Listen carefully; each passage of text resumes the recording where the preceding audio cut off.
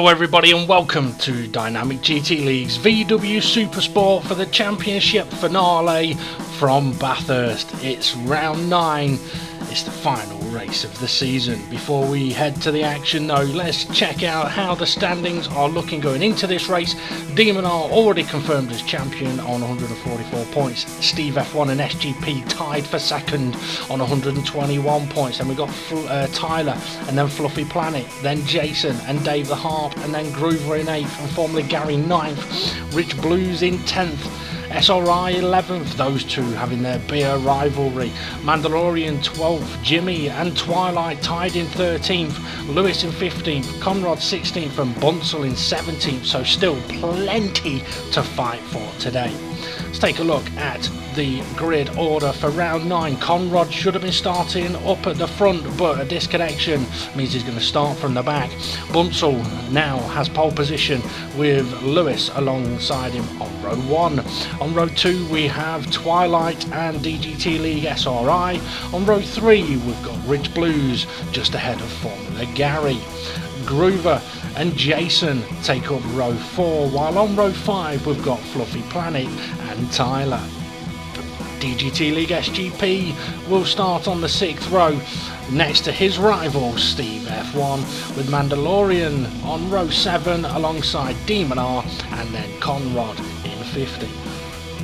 The action is soon coming, but a quick message from the DGT League admins.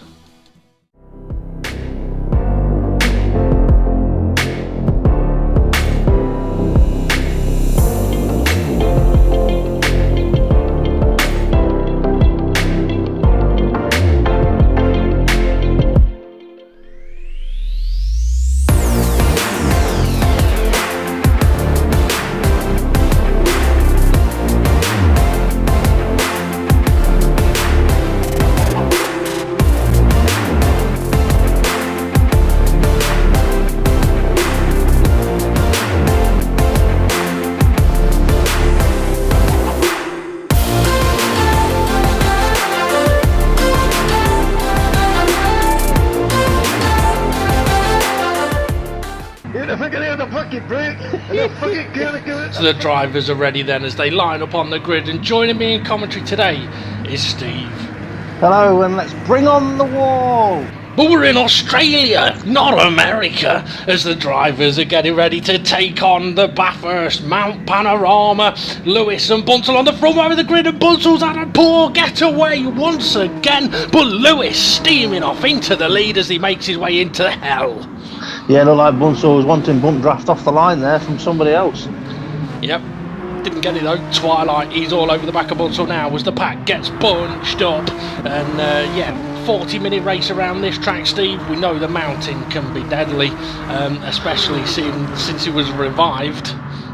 Yeah, and it can definitely bite after it's been revived. Oh, somebody's been bitten already. That looks like a fluffy coloured car. It does look like a fluffy coloured car, and I think Groover's slowing down, and so is SGP. SGP is getting going again, so it looks like SGP, Fluffy and Groover in a big crash heading into turn 2 as Jason got sideways and slapped the barrier. Oh, and Gary going and touching a bit of Fuso there. Yeah, these walls are definitely coming in close and quickly, and unfortunately none of them have got a hole in them for a car to go through, so if you hit them, you're hitting them hard like Rich just did. Yeah, that he has. Now, to be fair, this is not the easiest of racetracks, however, it is a fabulous racetrack. It is all about technique and how you can control the car. So if you see cars bouncing off the barriers, it means the driver's probably got his eyes closed. Yeah, well, I've had confirmation this week that it's the worst track on the calendar. Oh, no. I tell you what, I'm just having a quick look at the track map, and I am seeing that there is a car stationary at turn 1. Whoa, any explanations for that, DP? Well, yes, Demon R, the Champions Challenge has been made to wait until the leader has got to near the start-finish line before he is allowed to start his race. As Tyler having a look at making a move on Rich, side by side they go hard on the brakes, and somebody in the red car was off into the grass. It's Conrad, he's into the gravel as well, so is Gary. Oh dear, I don't know if they had a coming together or not, but I think Groover's just tried to get Gary to speed up a little bit. So yeah, mentioning about Demon R, yeah, because he's got the championship wrapped up and his race is basically there's nothing for him to do, and he's on his way now. So he's seen the leaders come in, so he has now started his race, but that means he is about 1 minute 59 seconds behind the leader. Yeah, he's got a long way to go to catch up now. Fortunately for him, he has got that little bit of boost, which will help him. Any predictions on how long it's going to take for him to get back onto the back of the pack? I reckon he'll still be doing it next week. Fluffy was into the pits as Twilight. He's made a move, so it's taken until lap 2 for Twilight to make the move on Bunsell to take second place. And you know what? He's wasting no time up the inside of Lewis. Oh, that's a lovely overtake. So Twilight now leading the race as SRI is hugging the barrier. Yeah, Twilight's got a brilliant opportunity here because it's not the easiest of tracks to overtake on, especially over the mountain. So if he can pull away a little bit here, he may be in a brilliant situation to fight for the lead. Yeah, and to be fair with Twilight, he just needs to get his head down and look forward and hope that carnage happens behind him and that gap opens up even more. I mean, you've got to look at the guys behind him. Lewis and Bunsell are in a battle of their own. They've got the battle of not to finish bottom. Yeah. So they don't want to finish bottom of the title. Bottom of the title, is that what you say? I don't know. Bottom of the table. Oh, Lewis is going deep. Oh no, he's hit the tyre barrier head on, and Bunsell was spinning as well, and Tyler. I think Tyler got unlucky there as Lewis was unghosted. Well, they're both going to be tumbling down the table now, unfortunately. Bunsell kind of got away with it a bit, but yeah, Tyler's not. Well, I mean, when you come into that section of the road, and if there's a car sideways, there's bugger all you can do about it. Yeah, and I've got a funny feeling it's not going to be the last time we're going to see that as either. I mean, round here, car sideways in the road. Oh, there's a car that's gone off. I don't know who it was. There was lots of dust. I think that was Lewis getting onto the grass as he touched the brakes, and we know what happens when that happens. Yeah, you go off big time. Steve F1 though. He has just made the move on SRI into the final corner. He's got Mandalorian right behind him and SGP. And let's not forget that Steve F1 and SGP are fighting between themselves for outright second in the standings. Unless any one of them get penalties, there will be no joint second place in the standings at the end of this race.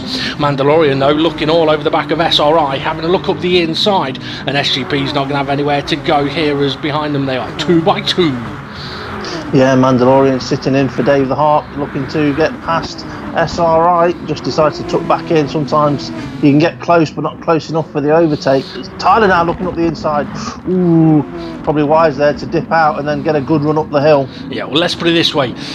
He tried having a look up the inside of a guy who part of his job is knowing how to close a door, and he definitely closed the door, but this time he's into the barrier, he's hit the wall. Tyler's gone one side of him, Steve F1's having a look at the other side, but he's got no way past, unfortunately, at the moment. And that's the thing, over the top of the mountain, if you do get onto the sort of, if you're behind someone and you're on the wrong side, there's not a lot you can do, because you do not want to be on the outside over the mountain as it's all getting a little bit compressed. As Mandalorian's off, he's spinning into the barrier. That could be Con. Hang on, no, he's still at the head of the pack. What on earth? I think he ricocheted off SRI around the corner. He benefited from a bit of contact on SRI, so it might have been a bit of a cheeky overtake, to be fair. May have been. So SRI being an unusual Scotsman and saving someone. Conrad now is all over the back of SRI, and Jason is there as well. So this could get a little bit frantic. Gary also in the pack. To be fair, Fluffy, he's already made a pit stop, and he's already caught back up to Groover. This is frantic as they go through the kink. Oh, a little bit of contact there. I think that may have been SRI or Conrad onto Mandalorian. SRI and Conrad off the track they go. Hopefully they can get back on without killing anybody. I think I just saw Mandalorian actually going slower than what the other cars were around him, maybe to let SRI pass on the straight from that earlier contact, because obviously we've got the rule in place that if you do have a bit of an incident over the top of the mountain, to give way on the Conrad straight rather than on the mountain to reduce the congestion up there. Yeah, well, it's not just that, it's unsafe to give positions back over the mountain. You do not want to be going slow up there. Steve F1 though, he's in a brilliant position now to attack Tyler for second place, and he's opened up quite a big gap on SGP, so SGP's been caught up a little bit in the battle that we see here, but he has now started to pull away from it, but he can't afford to let Steve F1 get too far off into the distance as Conrad's into the barrier once again. There is SGP just ahead of Mandalorian, Gary, Jason, Fluffy, no, Groover, Rich, then Conrad and Fluffy and Lewis. Yeah, Lewis looking for another hole in the wall, but it's definitely not there on that corner, Lewis. Got to keep it between the white lines if you can, if you want to carry on going in a straight line. Well, actually, going in a straight line round here is not actually going to help you, is it? No, it's not. It's definitely not. And for some reason, I don't know. Well, I do know why. Right, I've been listening to a comedian called Fluffy recently, and it turns out he can do an excellent impression of Clinton. And so with you going on about a wall, my brain's going, oh, Trump, Mexico wall, Clinton. I did not have sexual relations with that wall. Yeah. Look like you. I'm not going to say it, but yeah. I'll just say he mounted it very hard. Right. Anyway, Steve F1 back on the rear end of Tyler. An overtaking opportunity coming up then into the corner coming up. I'm trying to remember the name of it. Yeah, I'm not going to help you because I can't remember. I remember it's the Conrad Straight. Oh, I thought Tyler had gone a little bit deep there, but he hadn't. It was Steve F1 taking a little bit too much apex curb, and you have to be careful doing that. There's a chase. I remember that. The chase. Steve F1 into the pits. Early, but why would he be pitting this early if he's going to try and be battling for the lead? Well, trying to outscore SGP. Well, from what I've been hearing, SGP's into the pits as well, but yeah, from what I've been hearing, the pit stop lost time here is only 2 seconds. So how is that possible? Look at the clock. I said clock. Yeah, so if you've got more than a 2 second gap, you can basically pit in safety, but it comes with a risk. As we've just seen, that SGP was ahead of Mandalorian, pitted still ahead of Mandalorian. Exactly, and with slightly fresher tyres, so it is a bit of an odd one. I'd definitely say that it's unusual, and I do personally think it's a bit of a bug on this track, to be fair, but it's the same for everybody today, so they've all got the same opportunity to pit whenever they want. Let's see what we got going on. Jason all over the back of Lewis, going straight on into the barrier, easily done there. If you get onto the brakes and try and turn, it does not work. That's unfortunate for Lewis. I'm going to try, I'm going to try and give a bit of an update on Demon R, because go for it. Demon R is currently just now going into the final corner of the track, whereas everybody else is pretty much on the mountain. So he's caught up about a third of the racetrack so far within 10 minutes. 7 minutes, because he was sat stationary for 2 of them. So yeah, he's definitely making he's having a boring race, to be fair. He's making progress. Yes, that's the word I was looking for. As for progress, SGP has got Mandalorian all over the back of him as they both start catching up to Bunsell, who, to be fair, is sitting in a brilliant position at the moment, but I don't think he's pitted yet, whereas Twilight, who's leading, hasn't, Tyler hasn't, but Steve F1 has. So surrounded by cars that have pitted, and SGP on the fresher tyres having a look up the inside, makes the move, but does he? No, he doesn't. He runs wide, touches the grass, and here comes Bunsell saying thank you very much, as Twilight is into the pits now. Yeah, No, Mandalorian into the pit, so he's right up the gearbox of SGP, so he'll be coming out a couple of seconds behind SGP, so we'll see how that pit stop works for Mandalorian. I mean, Fluffy might be about 2 seconds off SGP, so it could be a tight one. We may not get to see it though. I've got a feeling he's going to come out behind Fluffy, but he'll be on the fresher tyres. I think he is just behind. Is he? No, he's ahead. Alongside. He's alongside with his nose in front, I think. Can't quite see him in the background as Bunsell. There they are. They are side by side. So yeah, Mandalorian. He wasn't able to come out ahead, but he has come out side by side. So I mean, that's not too bad. It means he's only got one car ahead of him, sort of in the way.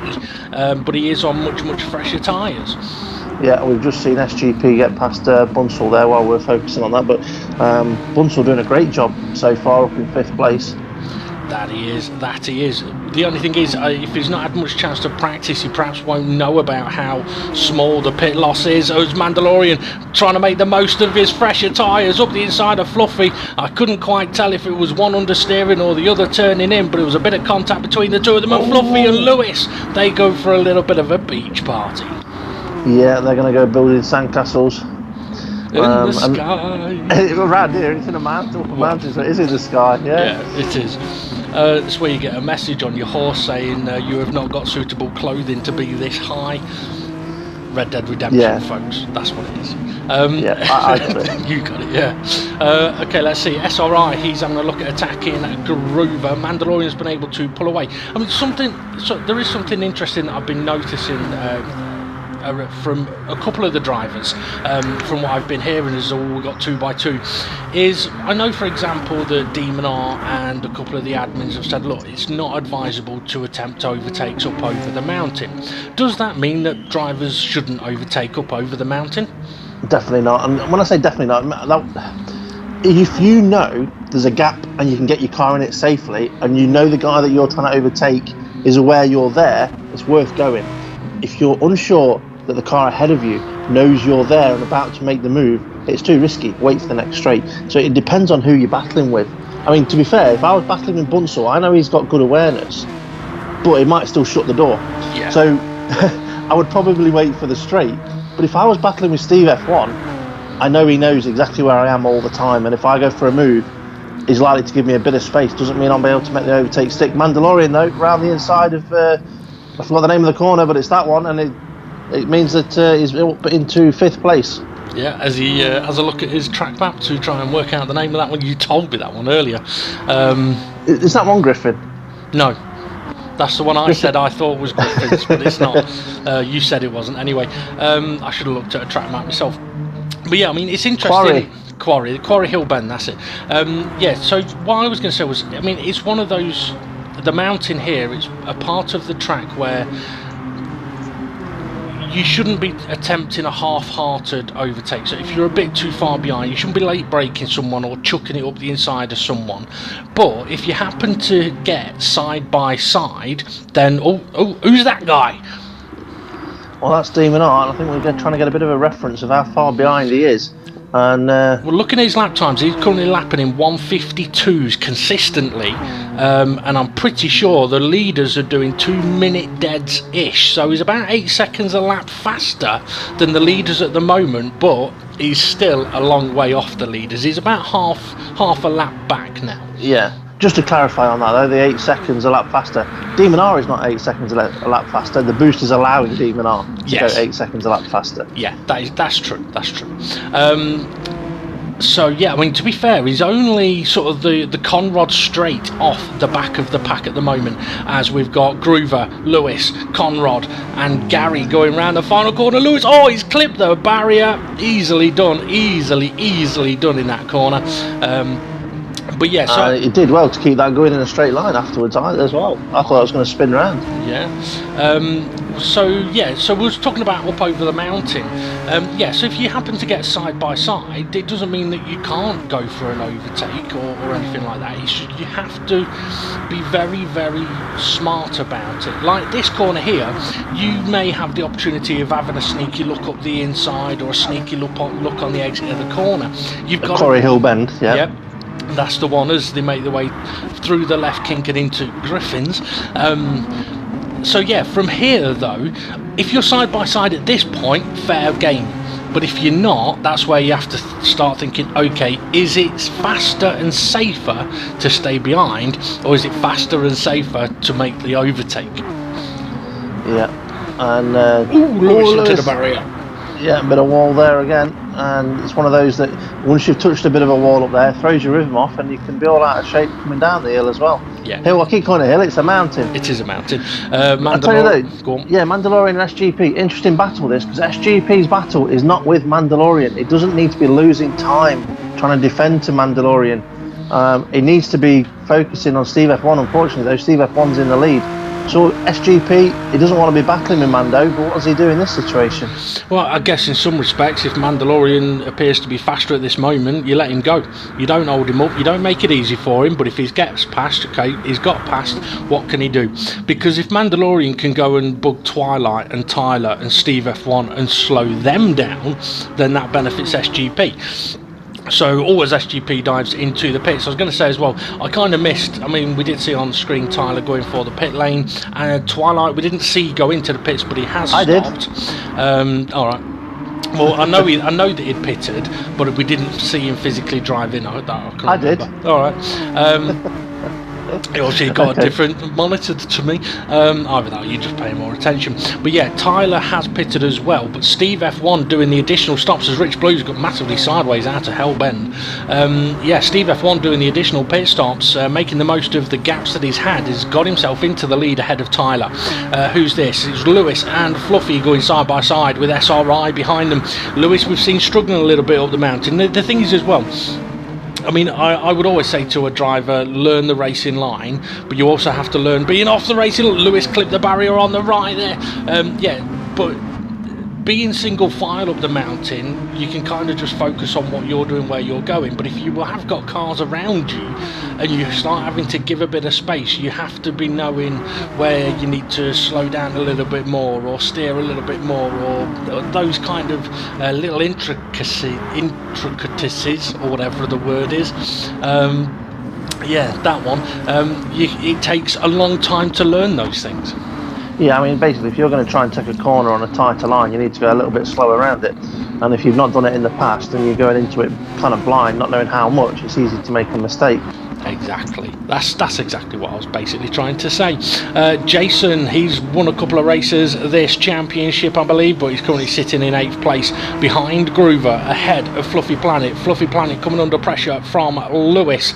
Gary's not too far away. Fluffy going for the attempted overtake on Jason, and I think Lewis was about to have a look at going for Fluffy as well, but Fluffy had pulled out to go alongside Jason. 2 by 2 they go. Someone's on the grass. I think that was Gary, just dipped a wheel on the grass. Can he get it slowed down without going off? Just about, but he's kind of squeezed Lewis out of road, and Lewis makes a little bit of contact with Rich Blues. Not a lot in there. I don't think there's a lot Lewis could have done there with Gary only just keeping his car on the track. Left kind of no room for Lewis there. Yeah, Lewis pitting now though. I just get that feeling that maybe Lewis should have been waiting for Rich Blues if it was Lewis's fault, but he's in the pit lane. We've got Rich and Bunsell now taking, what's the name of this one? Hell's Bend? Hell Corner. Hell Corner. Yeah, and there's Lewis, comes out ahead of Rich. Yeah, well, what's he going to do now? I mean, he could. I mean, if he feels that it was his. I mean, it's a difficult one with that one with himself and Rich there, because I mean, he is slowing down. It looks like he is slowing down to let Rich through. Oh, and Rich has hit the barrier in sympathy. Yeah, maybe Rich wasn't expecting it at that point on the track, but at least he has now corrected the positions, I should say. Yeah, so obviously he felt that it was his fault that he put Rich onto the grass. I mean, the reason he was on the grass himself wasn't his fault, I don't think, but there we go. Okay, so up over the mountain we go, and I am hearing... I'm hearing there may be some interesting news to bring you in a few moments' time. I am waiting and waiting as the drivers are making their way down the mountain. It's such a brilliant part of this racetrack when you've got a car that is hooked up, that can take the corners, and it just, the whole section flows, doesn't it? It does. Who's that? This is the news that I was on about. Demon R is now on to the back of the pack. It's taken him 18 minutes, because he had to sit still for 2 minutes. It's taken him 18 minutes to get onto the back of the pack. So now his race begins. Yeah, what can he do from here? How many can he get by? Can he get anywhere near the podium? That's going to be the question. I mean, for him personally, every car he overtakes from here is a bonus starting a lap down. Yeah, exactly. As we got Fluffy and Jason heading into the pits, and I think Rich Blues heading into the pits as well. Oh, it's SRI! He's into the barrier, and that's a free spot for Demon R, so he's going to pass Rich Blues, who's in the pits, and I think Lewis is ahead of Demon R, so here we go then. Demon R's first real action of the race then, as he closes in on Lewis, but Lewis looks like he's about to have a look at Bunsell. And Demon R, he's going to put his car up alongside Lewis. Oh, a bit of sort of 6 of one and half a dozen of the other there, but I think Demon R may have realised he didn't put his car into a very clever position there. Yeah, it looked like Demon R and Lewis both moved to the right at the same time, and that gap that Demon R wanted was no longer there. Exactly, so Demon R and Lewis then going side by side into Griffin's. Demon R, he's not going to go around the outside, is he? He is, you know. He's sort of taking advantage of Lewis's, Lewis, that's what I was on about earlier. If you're not used to going side by side with someone over the mountain, he just needed to slow down a little bit more to keep away from the wall, but wasn't able to do it. So Demonor now all over the back of Formula Gary. He's basically gone from 15th to 9th in one lap, and Gary's off. Gary's gone off. He's buckled under the Demon pressure, and now it's Groover that's next in Demonor's sights. He surely can't go taking the whole field in one lap, can he? I don't know, but something's happened to Lewis, because I was just about to say he needs to stick a lasso around Demonor and stick with him, but Lewis has dropped down the field, so I don't know what's happened there, but somewhere on the way down the mountain Lewis I think, has found a hole in the wall and escaped through it. Quite possibly. Okay, so can Demonor do anything about Groover? Groover is a tough crookie. Crookie? Yeah, I got confused. I was going to say tough nut to crack, but for some reason I said cookie. Oh, it's Demonor. He had a look at the inside, but that's what I'm on about. Groover is a tough nut to crack. He was giving no space, and here comes Jason. Oh, but we're not going to see that. We're going to have a look at SGP for some reason. Yeah, Mandalorian's in the pit, so maybe it's a jump for position here with Mandalorian and SGP, because obviously one of the interesting battles is what can SGP and Steve F1 do, but I can't see SGP reeling in Steve F1. Steve F1 is on big form here today. That he is. He's on big form, and he's on the big mountain as Mandalorian on brand new tyres comes out right behind SGP. SGP's going to be a little bit of a sitting duck here, and so it looks like SGP's gone, right, I'm going for the racing line. If you want to go past, fine, but you got to do it on the dirty side, and that is pretty much exactly what Mandalorian's tried to do, but he's not made it stick. I kind of like that from SGP. That's basically saying, right, I know you're there. This is where I'm putting my car. Deal with it. Yeah, and last time these two were close together, we saw SGP let Mandalorian through, but that was probably because SGP went into the pit lanes after the next corner. Into the pit lane, I should say, not lanes, there's only one. It does have an entry and an exit, but it's still only one lane. So with SGP having Mandalorian just on fresh tyres right up his gearbox, what's he going to do about him this time? Well, with still, 16 minutes of the race to go, I'd still be tempted to let him go. Interestingly though, Groover has managed to keep Demonor behind him. So, Groover doing well at the moment. No, it's not. It's Conrad, sorry. Where's Groover? Groover's further back. He must have pitted, I'm guessing. So either that or Demonor punted him off, yeah? Quite possibly. Or you know what? Conrad's all out of shape. I think his tyres are knackered. Demonor all over the back of him. Let's see. Conrad's run wide. Not really. But Demonor does not want to be getting caught by the pack that is right behind him. They're all trying to follow him. I mean, this is a situation where for Conrad or Demonor, if they want to pit, they're coming out at the back of the pack. Leaders into the pits, Steve F1, Tyler into the pits in P2. Any idea what the strategy of Demonor is, whether he's done a pit stop yet or not, or whether he's waiting? Third into the pits, Twilight. I believe he did a pit stop before he caught up to the back of the pack. That's what I've been hearing, that he had a lap or two before he caught up to the back of the pack on a brand new set of tyres. And from what I've been hearing as well is from talking to him, he's hoping to get as far through the order as he can, and then if he gets a 2-second gap on the pack, he'll pit again, and he's got a brand new set of tyres to get him to the end then. So we'll have to see. He's currently in 6th place because Conrad, I think, is into the pits, but Mandalorian and SGP all getting side by side, and they're actually closing in on Twilight. Yeah, I wouldn't be surprised if SGP is going to start thinking, yeah, if you're going to start costing me time, I will let you go. But if SGP can stay on the racing line and keep his lap times up, then he might as well keep going. Exactly. I mean, that's the thing. It's all relevant to the gap to the cars ahead, and surely SGP at this moment in time, he's going to be aware of where Steve F1 is, and he'll know that he's about 10 seconds up the road and just done a pit stop, got brand new tyres. Steve F1 may be a little bit out of reach at the moment, but that doesn't mean that he can't keep trying to close the gap down, because all it takes is one mistake and a race can change in an instant. Yeah, exactly. I mean, if Steve F1 has a bit of a coming together with a wall or somebody else, these two will be right on top of them, because an incident normally costs you about 7 seconds, and if these are 10 seconds behind them, then they're right back in there. Here we are then, Mando alongside SGP. SGP not fighting it, is staying to the racing line, he's not defended, and that looks like quite a straightforward overtake for Mando. Probably easier than normal from SGP. Yeah, SGP was a little bit squiggly on the brakes there, but manages to get it slowed down in time. Steve F1 leading the race. He's got a little bit of a gap to Tyler, and to be fair, Tyler's having a stormer of a race, and I think he made the right point. Made the right choice. from now, if Steve F1 pits, Tyler might as well follow him in, because even if Tyler gets ahead, Steve F1 is going to be right on his bumper with a brand new set of tyres. Demon R into the pits, so he's obviously feeling that he's got enough of a gap to come out ahead of the pack and continue on to the end of the race. And the pack is here, and that's Jason, Conrad, excuse me, Bunzel and Lewis at the moment. And yeah, Demon R has got out ahead of them, so yeah, he's on a set of tyres now that easy. I mean, this is the interesting thing with the strategies around here is Jason and Conrad go side by side, is that the tyres will comfortably do 15-20 minutes, but with a pit stop only costing 2 seconds, it's worth... You might as well stick the fresh tyres on. Exactly.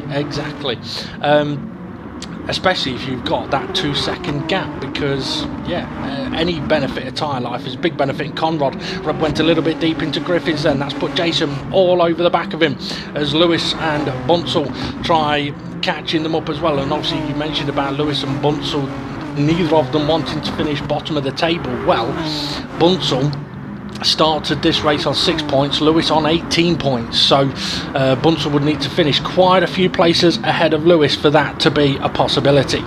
Jason, well, the discussions between the two of them before the race was it could come down to who receives the least amount of penalties after the race. Well, yeah, that is a possibility, but at the moment they are right in front of each other. Well, not in front of each other. I know. They're right near each other. Jason, I'm sure, will be looking in his mirrors to see what's going on. Conrad's surprised me a bit today. I think he's perhaps not realised, or with Bunzel, he's actually given his rival a bump draft to make an overtake on Jason as they go down the Conrad straight, as they chase Conrad as well. Oh, I think I saw a yellow car onto the grass, and Jason's onto the grass. Torpedo! Yeah, I'm just looking at it. I'm just wondering there whether the three cars close proximity to each other, which was Lewis getting a bump draft off Bunzel with Jason on the outside on the apex there. Not sure exactly what happened, but it looked like the cars didn't make the corner, put it that way. I didn't think they had torpedoes in Sweden, but clearly they do, even if they were put there by other countries. Somebody else pressed the fire button. Okay, so what have we got now then? So Rich Blues right behind Fluffy, and interestingly, Rich Blues and SRI, only sort of one car between the two of them, and that's Groover.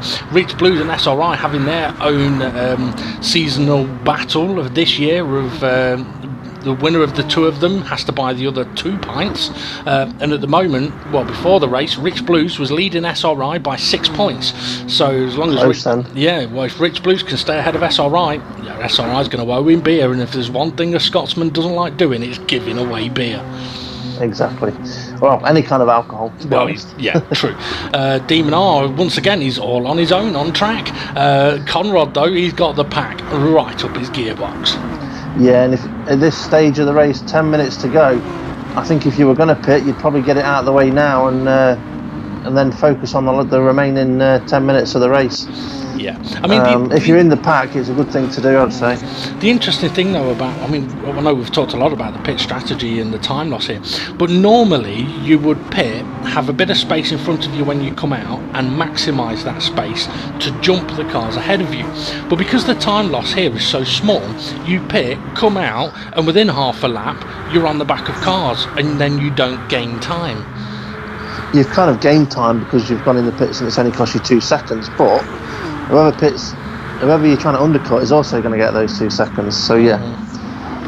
Okay, so we're into the last 10 minutes of this race then, the final race of the VW Supersport Championship. The Mandalorian, he's into the pits.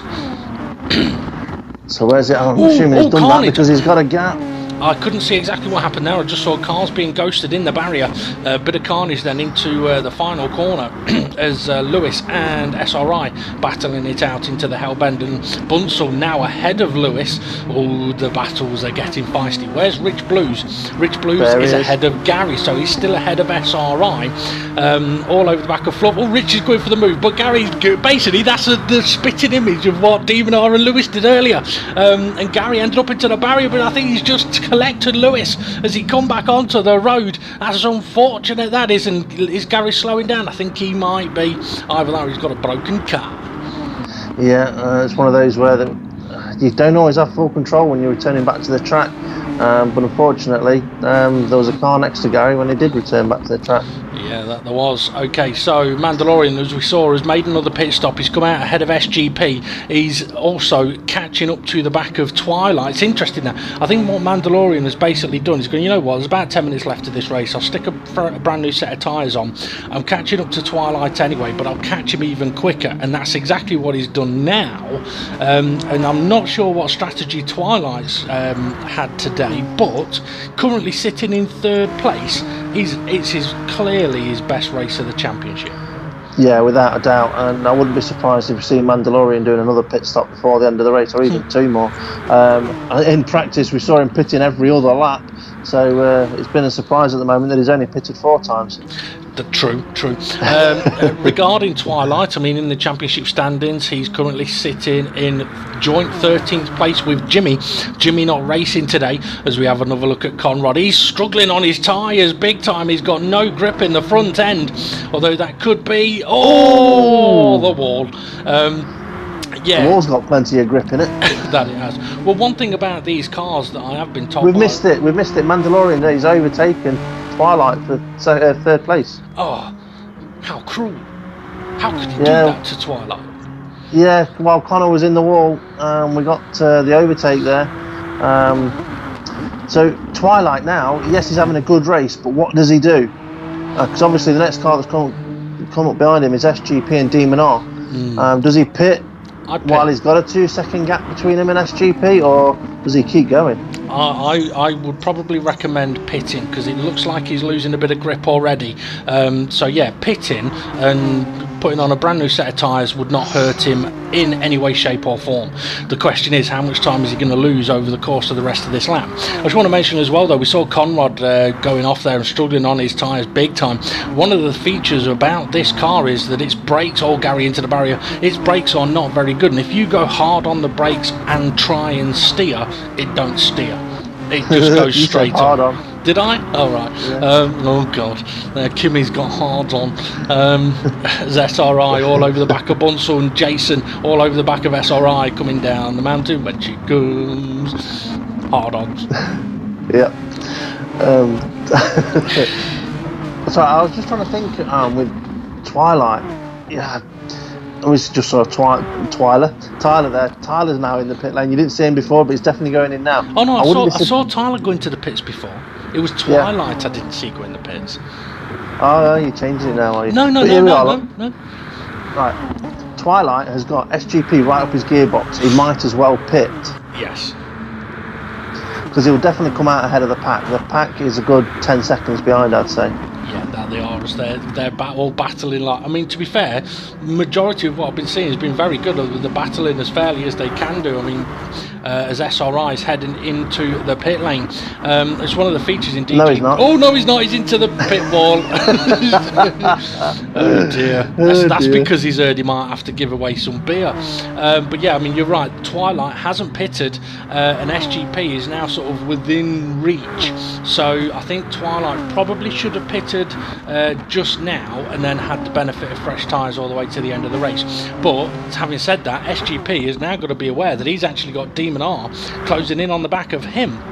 Unless Twilight thinks that there's only 5 minutes to go. 2 laps. His 2 laps, his tyres will last. Can he keep it ahead of SGP and Demon R? If he can, then he doesn't need to pit, because we know the tyres will last time-wise and life-wise. But it's just that edge that you'll have. I mean, maybe he's just going to stay out, and if he loses these 2 positions, then he'll pit. Yeah. I mean, I could kind of understand that. Yeah, if you're able to keep them, it's kind of like the Ferrari strategy with what they used to do with Kimi Räikkönen, isn't it? It's like, okay, Kimi, stay out till your tyres are dead, and then keep everyone behind you. Oh right, you haven't been able to keep anyone behind you. You can have some new tyres now. SGP is pressuring Twilight though. Twilight covering it off quite nicely. I've got a feeling though, once they get onto this straight, there's not going to be a lot that Twilight can do, because SGP is going to get the slipstream, and he's close enough for that, and he's going to have. See, this is where the extra little bit of life in the tyre will help, because if SGP needs that tighter inside line, he'll have a little bit of extra grip to try and make it work. Yeah, and he's rode the curb nicely. He's on the brakes a touch later, and now going in for the apex, and there's nothing Twilight can do about it. What that has done, though, is brought Demon R right up to the back of Twilight, and I wouldn't be surprised if Twilight's going to take that pit lane this lap. Yeah, he knows it's a fight he's not going to win now against those two, so to be fair, his battle now is with Fluffy. There is Fluffy, and that's a nice comfortable lead for Twilight over Fluffy. It definitely is, but having said that, I mean, Twilight coming out on fresher tyres, like I said, he's only going to lose 2 seconds. Holy cow, it's busy back here, isn't it? Yeah, he's only going to lose 2 seconds, so he's not going to be that far away from Demon R and SGP, and he'll have the fresher tyres, and he may be able to do something about it. Conrad, though, is going to try doing something about Fluffy Planet, who is right in front of him as they make their way up towards Quarry Hill Bend. Conrad, I think, has had a bit of a frustrating race today as Rich Blues is bump drafting Gary, and I am hearing as well that Gary and Fluffy have been working together bump drafting. Ooh, I think Connor's just put Fluffy into the barrier and he's slowing down to let him through, but that's allowed Gary through, Bunsell through, Rich Blues has been caught out there, it's bunched everybody up. This is absolutely mental, but this is what I love about the DGT League and about Bathurst. It's like, okay, who's got the bigger balls? Are you going to go side by side up and over the mountain or not? And we've got Lewis and Bunsell close together, and that's Lewis just catching a bit of wall, but we've also got Connor now. Oh, a bit of contact on Fluffy, and they're still getting around the corner. There's a bit of, you can just tell, can't you, that we're getting close to the end of the race. The cars are getting a little too close for comfort with each other. It's almost as if, oh, Conrad. Yeah, you don't want to do that there, because that's going to put everybody right up behind you. Fluffy's in the wall though, and Connor had nowhere to go. That's disastrous. I mean, Conrad and Fluffy, sort of from turn 2. I mean, they come around turn 1, everything looked fine. They get to turn 2, and it's all gone pear-shaped for them. They're now way down in the pack. I mean, if they could rewind that and change anything that they did, what could they have done different? Like, not battled as hard? Would that have made any difference? It would have been not have any contact in turn 2 and just follow each other up the mountain.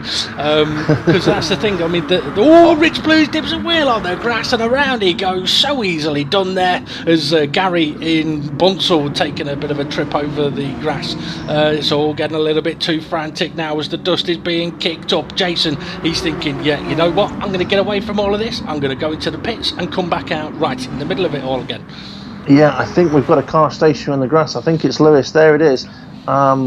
Gary was just on the grass a little bit and just caught a bit of Lewis and put Lewis facing the wrong way. And I think Lewis is struggling to find a different gear to get going again. A different gear? Forwards? Yeah.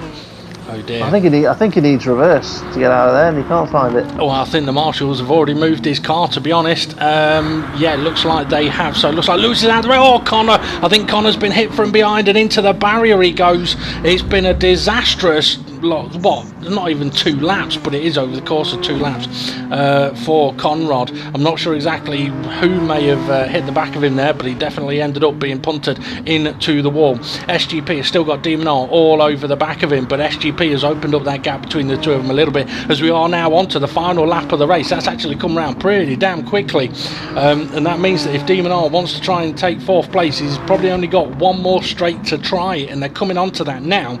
But Steve F1, he's about to make his way towards the final corner. He's had an absolutely brilliant race today, managed to stay away from all of the drama, all of the troubles, and he's going to take victory here at Bathurst, and that victory will pretty much cement his 2nd place in the championship. Phenomenal result for Steve F1. Tyler, if it wasn't for Steve F1, he'd have won this race. Tyler, absolutely brilliant today. Mandalorian somehow turns up at Bathurst, a completely different driver than a couple of seasons ago, and he's going to finish in 3rd place. Congratulations to him. SGP, though, as he managed to hold off Demon R, we'll find out in a moment. Yes, he has into the final corner. It is close, though, but across the line they go. SGP 4th place, Demon R in 5th. Get ready. Twilight, he pitted and he was catching them back up, but it's a brilliant 6th place for him. But now the pack, formerly Gary sitting in 7th place. Jason having a look up the inside of Groover, or is he defending? I don't know. Bunsell trying to pressure Gary, but I don't think he can get past. He can't. Groover, Jason, Rich Blues and SRI, they're side by side over the line. They are side by side over the line. And SRI beat Rick Blues to the position. I didn't know that they were going to finish that close together on the last lap of the race. Holy cow. The timing screen went mental as they went across the line. It flicked up and down all cars all over the place on that timing screen. That's because there was beer being sprayed everywhere. Well, what do you say about that race? Well, I mean, start with the race winner, Steve F1. I mean, one of the things he's had problems with in the last few races is contact with other drivers. But a lot of the time, other than if you get shunted up the rear end, if you have contact with other drivers, you always look at yourself and go, could I have given the car more room myself? And maybe that's what he's done today, is giving other cars a bit more room, but he's managed to keep himself on a clear bit of track and pulled away, flawless. Yeah, that he has, and a brilliant way to end the championship, that's for certain. Tyler, got to say, he's easily, I mean, Steve F1, I remember rightly, over the last couple of seasons we'd said Steve F1 is probably one of the more improved drivers, and he's still improving, but Tyler, complete turnaround from Tyler from the few races he did in the last championship to how he's done in this championship. Yeah, and what he needs to do now for the next championship is keep that ball rolling. And I mean, I have heard reports that he's not that keen on the next car for the next championship. How he's not that keen on it, I have no idea. Maybe it doesn't suit his driving style. But this season is improved because he's practiced a lot. Yeah. And I think they just need to take that philosophy into the next one. And if it's not a car he enjoys, what the worst thing he could do is not practice in it. Yeah. You know, if it's a car, exactly. If it's a car that you need to work out the quirks of that car to make it go faster. Whether it's take it right to the rev limit, or short shift, or move your brake bias forwards or backwards, or whatever it may be. Just see what you can do to make that car go that little bit quicker. And then when you realise you're on the same pace as some of the top guys, that's when you start enjoying it. Yeah, definitely. Mandalorian, brilliant race from him today. Like I say, completely different driver to the one we saw spinning all over the place a couple of championships ago. I mean, for Mandalorian to come in and finish in third place, I mean, it does kind of beg the question, what could have been if he'd have been able to make all of the races this championship. Yeah, I mean, the championship order could have been completely different if he'd have been there throughout the whole championship, that's for sure. Yeah. He definitely could have been picking up a lot more points. And I think it'd have been an interesting, five-way battle for the championship maybe, because of different drivers taking different points. I think it would have actually brought Tyler closer into the battle, having Mandalorian taking points off Demon R and Steve F1. Yeah, quite possibly. SGP finished in fourth place. I think he'd be disappointed that he couldn't be on par with Steve F1 from this race, but yeah, I mean, looking at the way he was driving, I'd probably say it was more he realised that there was not a lot he could do about Steve F1's pace. Let's just make sure we're within touching distance if there was something going to happen towards the end. But a bit of a shame that it ended that way. I was kind of looking forward to seeing those two nose to tail throughout the whole race. Yeah, not knowing which way it was going to go, but Steve F1 just had the pace to outdrive SGP. Well, did the contact in the opening lap, because I think SGP was ended up in the barrier, didn't he? Was put into the barrier at turn 2 on the opening lap. He was put into the barrier, but looking at the pace from that point onwards, even when SGP was in clear air, it looked like Steve F1 was pulling away from him. Now, I don't know whether you know yourself as a racing driver, when you know that you can't catch the guy in front, you lose pace yourself on what you could normally do. Yes, definitely. So maybe it was a bit of that. Maybe if he had more belief that he could have caught Steve F1 or been within touching distance, or at least had him on the screen ahead of him to visibly see, you've got something to chase down. But when you've got cars between you and them and you know that they're pulling away on you, it can be demoralising. It can, but also, I mean, you can get into that situation, don't make an error and just maximise what you've got at the time. Sometimes that's the best thing you can do. I mean, when you look at SGP's race, after the first lap, okay, he had a bit of an off with Bunsell when he was trying to overtake Bunsell, pushing a bit hard at that point. But other than that, he was just doing steady laps to keep in a good position and score points. Yeah. So he wasn't trying to do anything stupid. He didn't lose his head. He didn't get frustrated. He just got the car to the end in a good scoring position. Yeah. Demon R finishing in 5th place. Interesting race for him. Yeah, I mean, as far as Championship Challenge goes, it makes me wonder whether it's worth doing it, because he would have probably finished in top 5 anyway. Well, I reckon he'd have won it if he'd have started normally. I don't know if Steve F1 was on form. But ask Steve F1 from the practice races. When Demon R didn't do his test runs of the Champions Challenge, he was able to run away. Maybe. But, yeah, I mean, it doesn't really matter what he did today, so we'll move on. Twilight, got to say, I feel for Twilight. He finished in 6th, which is, I think, is his best result of the season.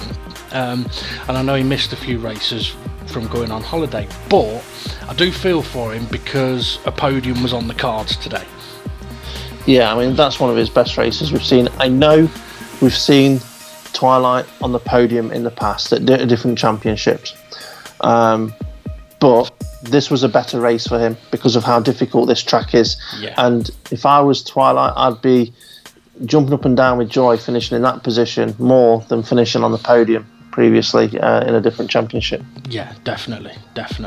Especially at a track that he used to absolutely hate. Okay, for the rest of the pack, formerly Gary. Interesting race. Yeah, I've seen him on the track, in the barriers, in the grass, in the gravel, in the pits. So covered all bases there, I think. Did you say on the track? Yes, I did. Okay. Bunzel. A few adventures for Bunzel today. He always seemed to be around Lewis as well, his rival in the championship. I mean, I don't know if there was any sort of mayhem or carnage on those final few laps, which, to be fair, we've seen a few incidents around Bunzel in closing laps in previous races. I don't know if there was any in this one. Well, we know that Lewis didn't make it to the end of the race. Yeah. And you were saying that he had quite a nice margin of points over Bunzel, but by not finishing the race, he may have given the upper hand to Bunzel, dependent on what stewards' reports have come through. Quite possibly. Let's see. Hang on a second. Bunzel hasn't scored enough points at the moment to outscore Lewis. But we'll see if there's been any reports coming. It's an interesting race for Gary and Bunzel. Though Groover, I'm sure he was running sort of 5th and 6th or around that 6th place for a while. It wasn't until Demon R got up around it, but I think there was a few incidents around Groover as well today. But I mean, finishing 9th ahead of the likes of Jason, that's not bad. Yeah, I think Groover was probably affected when we saw Fluffy and Connor sideways in the road just after the S's on the dipper part where it goes downhill quite severely on the mountain. So you got Connor and Fluffy sideways in the road, cars on the brakes, and then Groover's at the back of the pack at that point, not seeing what's going to happen, and literally just plows into everybody. I think that's affected his race after that. Okay, Jason, I think he'll be a bit disappointed with a 10th place finish. But then saying that, I mean, Bathurst, it might be a track he's not a fan of, but why did he pit on the last lap? Yeah, an odd one that for me. I mean, I don't know what his tyres were like. I don't know when his previous pit stop was, but okay, it is only a short pit stop. He only would have lost 2 seconds. But you know, if you'd have lost a handful of positions, it means you've got to take a handful of positions back in one lap. I get the feeling it may have been, I'm just going to get away from this group of cars at the moment, for whatever reason. But yeah, 10th place finish, Jason won't be overly pleased with it. I think he'll be glad that race is over. SRI and Rich Blues, we saw them crossing the line side by side. SRI just ahead of Rich Blues by a nose. So SRI beats Rich Blues in the race, but because he's only gained 1 point on him, Rich Blues is going to beat him in the championship.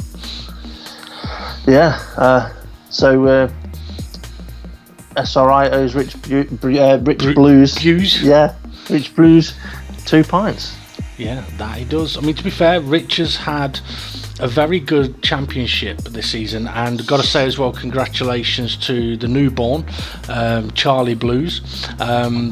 I'm sure that's not his surname, but that's what I'm calling him now. But yeah, and interestingly, Ray has been winding him up. You might not know this. Ray has obviously been winding him up for quite some time, that it's not Rich's kid, it's Ray's. Oh yeah. And Rich actually messaged me a couple of days after the baby had been born, and it was 2 pictures side by side of Rich's first baby and second baby. It says, "Can't be Ray's. Look, I didn't know Ray when we had the first one."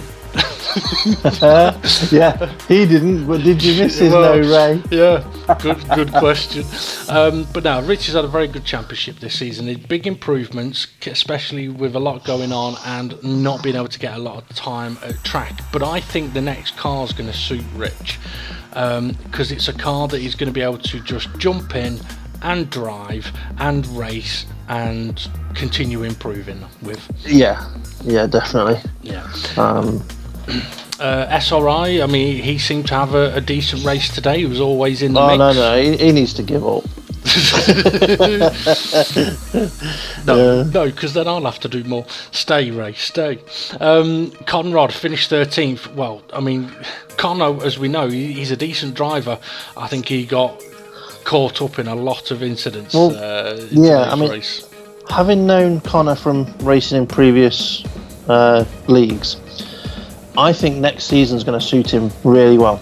He's struggled this season, having to come through the pack. Okay, some races he started near the front, but when he's lost positions, he's had to come through the pack. He's struggled a little bit.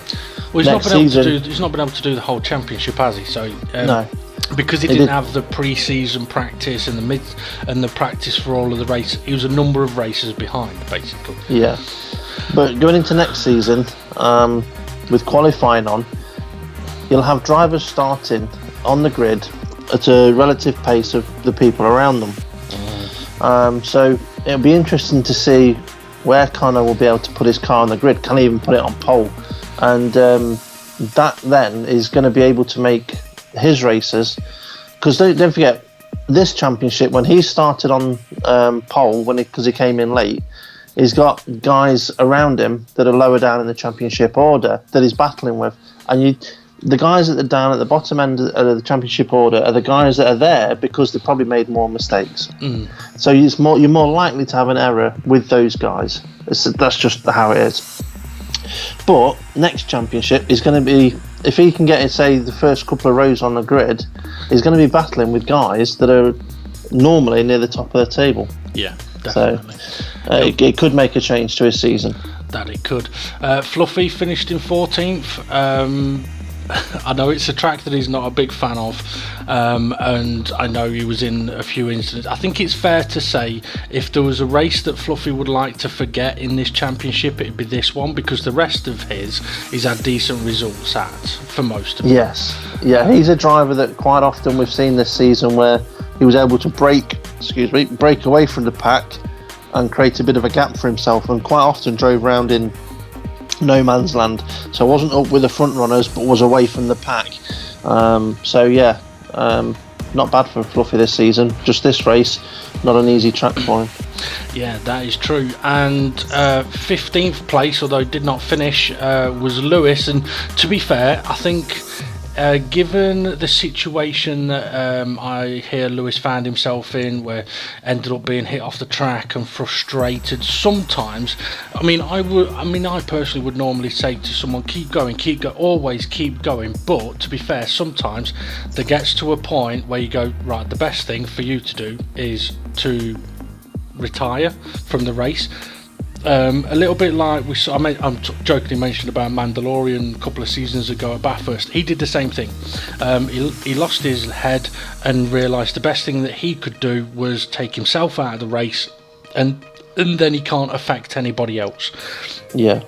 What I would just quickly say now, there's a slight difference between the two, yeah. But they both did lose the head, which is the similarity. The reason why there's a slight difference is, with Mandalorian's previous attempt around Bathurst, and then he'd lost his head wasn't really in the right place to start off with beforehand, but the mistakes made his head worse during the race was his own stupid errors, like braking on the grass, hitting a wall unnecessarily, his own errors. Today, from the footage, what we've seen, yes, Lewis made some of those, but what annoyed Lewis more was when he was in a situation where it wasn't his fault. Yeah. And for me, they're the ones you should be able to almost sweep under the carpet and carry on. Don't let it affect you. It's not your fault. Focus on what you're doing. Yeah. As frustrating as it can be, that's why Boost is there. Yeah, you've got to forget about it and carry on. Yeah. If you are in a situation where you are messing up yourself, you keep rear-ending people, going on the grass, hitting walls, and you know you're having a shocking race and you're not focused, yes, I would agree 100%. It's better off for you to remove yourself from the race because you are not driving to your potential or even anywhere near your potential on that occasion. For Lewis, though, it seemed a little different where he got frustrated because of other people's errors. Yeah. Now, I am hearing as well, I believe there was no incidents reported from for this race. Now, I don't normally do this bit with you here, Steve, but I've done the end of this video slightly differently. So, yeah, I'm hearing that there's been no incidents reported. Obviously, we did see that there were a few incidents. I'm just wondering perhaps whether there was, instead of people putting incident reports in, perhaps was there people putting in sort of bringing things to the admin's attention for stuff to be worked on with a few drivers, or was nothing said at all? I know there was nothing necessarily brought to the admin's attention directly. Indirectly, and I'll openly say this now so everyone is aware of the information, because I don't want people to see the footage and just jump to conclusion. There was a discussion between Rich Blues and Lewis and myself, and basically Rich Blues did say, I was going to report you, Lewis, but I didn't want to affect your battle with Bunsell. But, and I say but, the incident that it regarded was when Lewis bumped into Rich, and we saw Rich go off and then Lewis pit. Now, I discussed this with the two of them, and it's not a steward's report, but we just clarified the situation. Yeah. And the clarification was that yes, Lewis should have waited for Rich before he pitted, but he expected to be able to be far enough behind after the pit stop. But anyway, after the pit stop, he realised that Rich was still behind him. So yes, Lewis did wait for Rich. Unfortunately, he did do it kind of on the apex of a corner. Yeah. Would the admins have taken any action on that anyway? Probably not, because Lewis did decide to wait.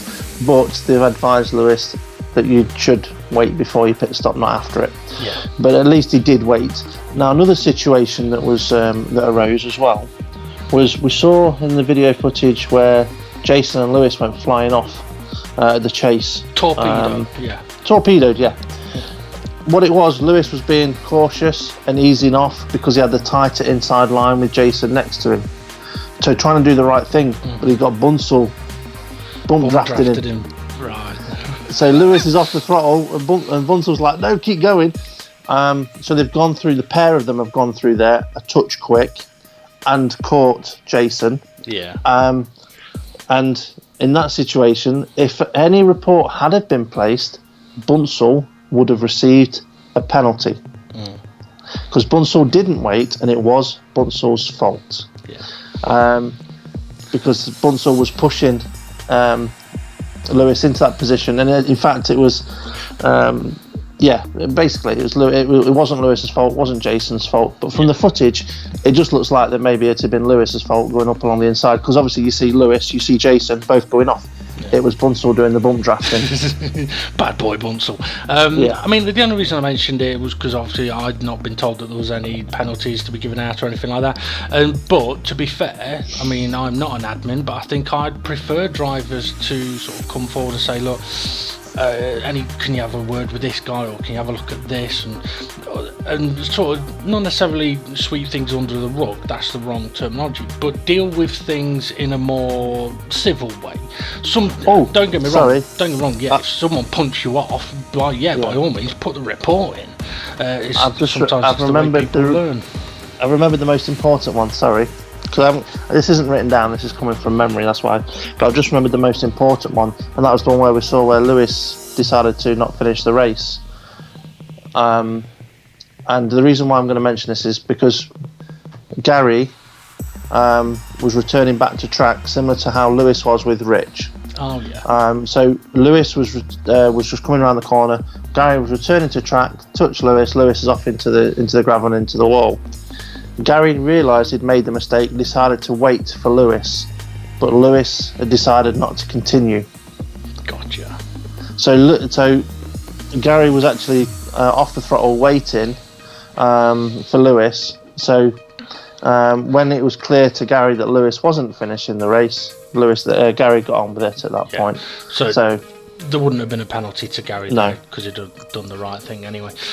But yeah, I mean, don't get me wrong, I'm never a fan of drivers having to receive penalties, but I mean, sometimes penalties need to be given. It's as simple as that. I just didn't want anyone sort of looking at this and thinking that nothing was said or done or anything like that. But yeah, that's not the case. Right, I'm going to take a quick look at the championship standings now, because there's some interesting situations to mention. Obviously, Demon R, as we know, already champion on 155 points. Steve F1 in second place on 141. I think that's the closest gap there's been between the top two since the first couple of championships. SGP in third place on 134 points. Tyler, he was already confirmed for the fourth place, but there was half a chance that he could catch SGP, but he had needed SGP to finish much further down. But Tyler finishes on 126 points, and then we've got quite a jump, but we end up with a joint fifth place of Jason and Fluffy, are both on 64 points, but Jason has won a couple of races, so technically, yes, they're both joint fifth, but Jason is first of the fifth places.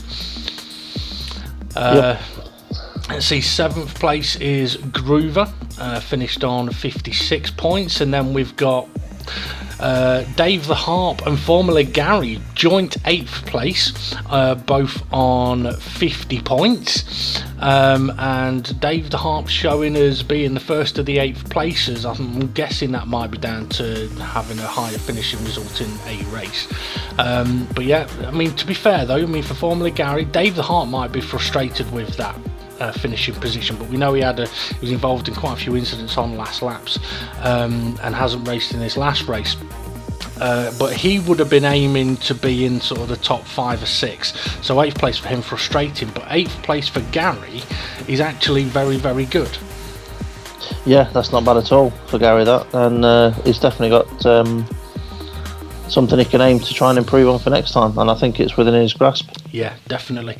In 10th place is Mandalorian on 45 points. Hasn't done many of the races this championship. It's only been sporadic, but when he has raced, he's managed to bag a decent amount of points. And he's just ahead of Rich Blues, who's in 11th place on 42 points, which I've got to say is a brilliant job. If I remember rightly, before this season started, sort of would mention his aim should be around the 8th place mark, and to be fair, he's not far off it, and considering that his missus has had a kid, he's done well to be in the position that he is. Yeah, with Rich on that though as well, obviously we've been looking at previous seasons, but in previous seasons there's been a lot of races where we've only had 10, 12 or 14 people racing. This season it's been constantly 15 or 16 guys on the track. Yeah. So, you know, it's been a lot harder this season to score points and be higher up because they've had more cars on the track. So he's had a good season there. Yeah, definitely. Twilight in 12th place on 38 points, but I mean, he missed 3 races from... I think it was 4. Was it 4? I thought it was 3 races. I'm sure he went on holiday twice. he went for a week and then he came back, and then a few weeks later he went for 3 weeks. You know what? You might be right, yeah. But he knew that he was going to be missing a few races this championship, so he just looked at trying to enjoy himself in this one. And I think he's managed to do that. And to be fair, I'm glad that he had the race that he did to finish off the championship. SRI finishes in 13th place, only 1 point behind Twilight. So Twilight actually jumped SRI in this final race.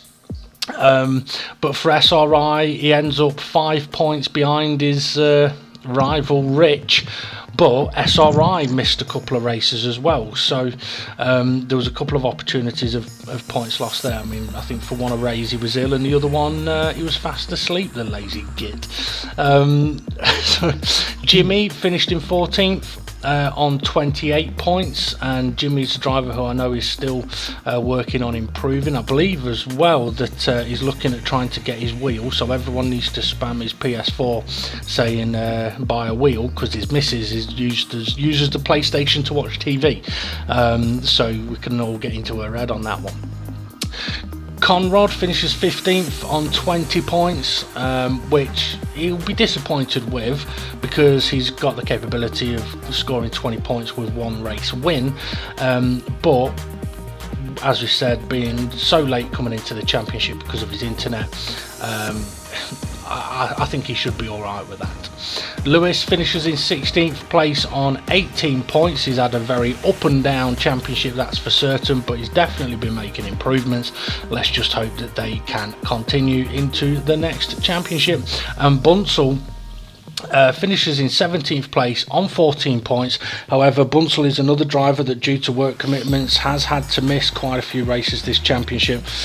Also been bent over the admin's knee a few times, and ended up with a bit of a red mark on his arse. Blame Ray for that one. Alright, sweet cheeks.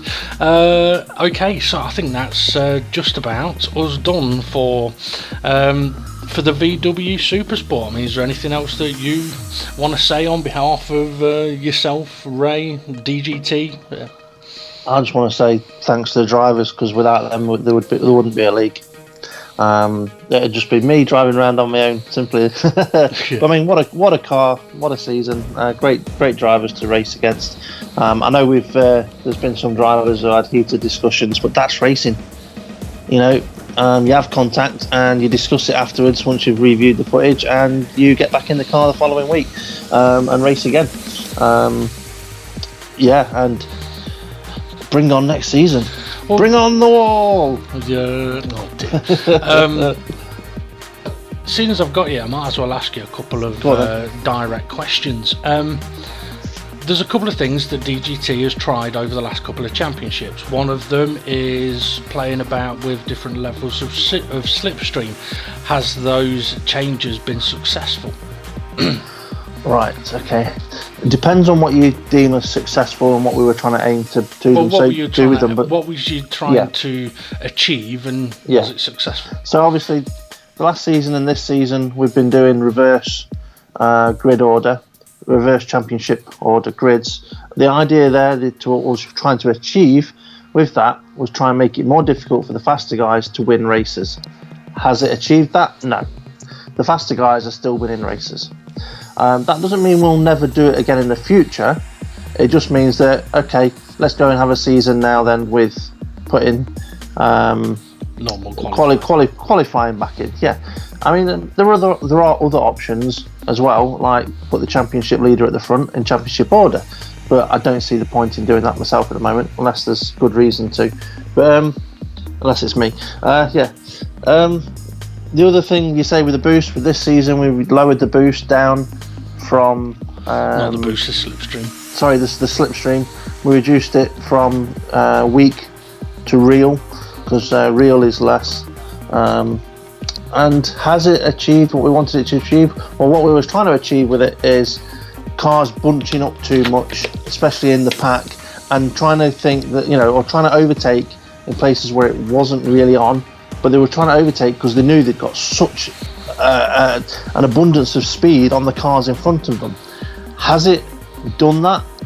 I would say it's 50 to 60, maybe 70% sorted that out. There is still, because obviously we've still got boost on and slipstream at real, you're still going to have the effect that the cars behind are fast enough to catch back up and maybe put themselves into a position to overtake. So that is still there, but it's a lot less than what it was previous seasons. So has it worked? Have we achieved what we set out to do there? Almost. I'd say yes, because obviously one of the main reason for reducing it was, take for example Monza, a car 2 seconds behind coming out of the final corner at Monza could be ahead of you into the first corner if you're using the no chicane circuit, right? But that also means that if there was a car 2 seconds behind that, they could also be ahead.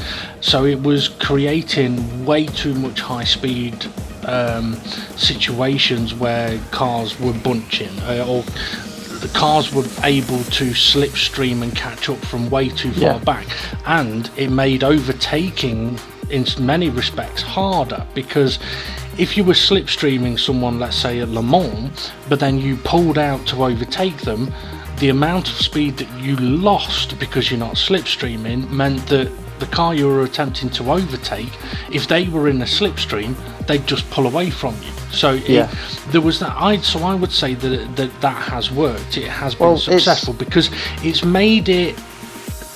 Cars can't. Yes, there's the boost, and the boost I think should always stay, because if your race gets ruined, you got a chance to catch back up. That's the great thing about the boost. But with the slipstream, what it's done is it's kind of gone, okay, yes, you've got a bit of slipstream, but you're still going to have to work to make the overtake, and that's why I would say that it's a success, and it'll be even more noticeable in the next championship cars, because slight gains will be more noticeable. So it'll be hard to overtake, but it'll be doable.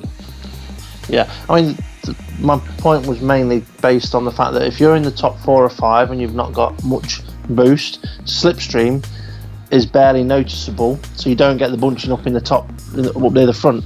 But in the last 4 or 5 cars, then you have to be more aware that you could still get some of that bunching because of the boost effect. Yeah. So that's why, it's not completely eradicated it, but it's pretty much dealt with it.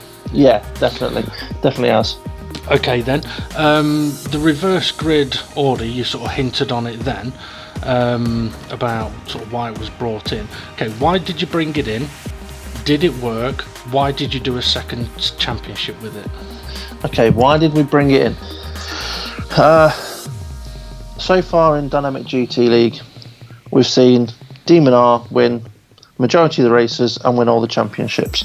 So we're not necessarily trying to penalise him directly. Yeah. But what we're trying to do is make it difficult for whoever's the fastest guy just to run away at the start of the race and not get caught. Yeah. So by doing reverse championship order, the fastest guys, or the one that's got the most championship points, start further back.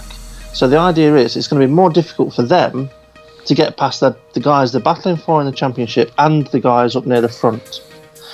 But because we're not going to take boost off, the guys at the back have got the boost, so they're still going to get through the pack.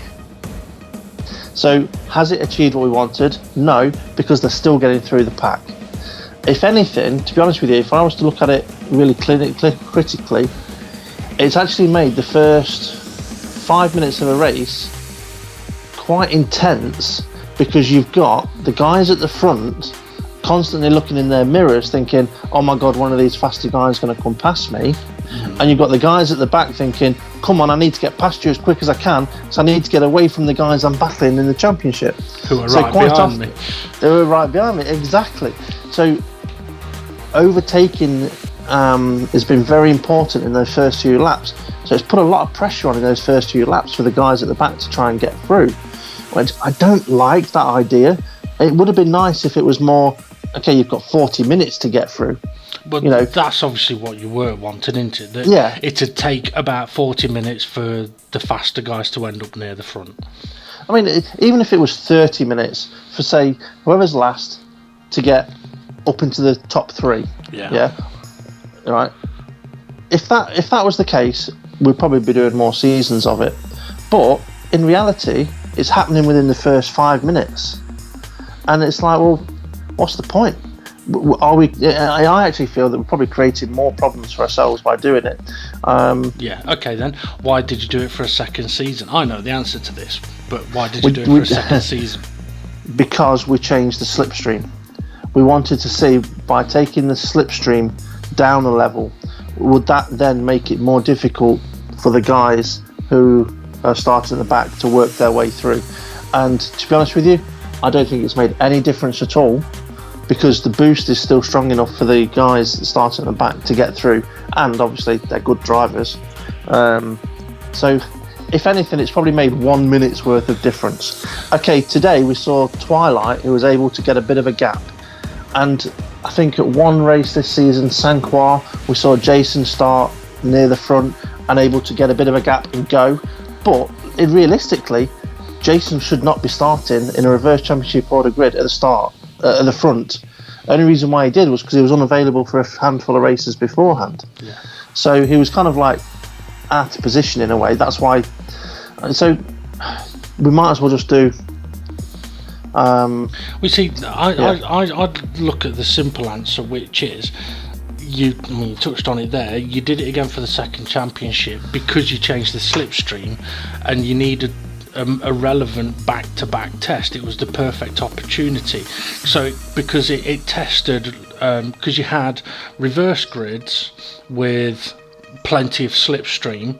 If you'd have then gone to normal qualifying and less slipstream, it wouldn't have been a direct back-to-back test, so you wouldn't have been able to work out whether the reverse grid order worked or if the slipstream worked. So by keeping the reverse grid order and reducing the slipstream, you was able to see if the reverse grid works with the lesser slipstream, which in a way it kind of did, but also you get to test whether the slipstream being less worked and is better. So you get to test the two separate things at once, whereas if you'd have gone to normal qualifying, you'd have only been able to test one thing, but you'd have been comparing it to a completely different set of circumstances, so it wouldn't have been what I call a relevant test. You'd have had to have then done another season with more slipstream to go, actually